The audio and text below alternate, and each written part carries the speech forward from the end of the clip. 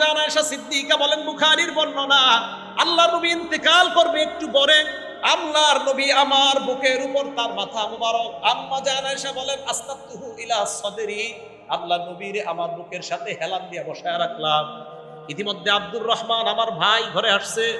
আব্দুর রহমানের হাতের মধ্যে সিওয়াকুল রতবুন, একটা নরম মেসওয়াক, ভিজা মেসওয়াক। নবী কথা বলতে পারে না, তো নবীজি এইভাবে কষ্ট করে তাকাইছে আব্দুর রহমানের দিকে। আম্মা জান আয়েশা বলেন, আমি ইশারায় জানতে চাইলাম এটা লাগবে কিনা। নবীজি মাথায় বুঝাইলেন, হ্যাঁ মেসওয়াকটা লাগবে। মেসওয়াক যখন লাগবে, এটা যখন রাসূল সাল্লাল্লাহু আলাইহি সাল্লাম প্রকাশ করলেন, তো নবীজি সাল্লাল্লাহু আলাইহি সাল্লাম এটা প্রকাশ করার পর আম্মা জান আয়েশা সিদ্দিকা রাদিয়াল্লাহু তাআলা আনহা বলেন, আমি মেসওয়াকটা নরম করলাম আমার দাঁত দিয়ে, নরম করে নবীজির দিলাম। মন দিয়ে বুঝেন যে আমি আমার গর্ব করে বলি যে আমি রাসূল সাল্লাল্লাহু আলাইহি সাল্লাম ইন্তেকালের আগে আমার থুতু আর নবীর থুতু মোবারক আল্লাহ এক করে দিয়েছেন।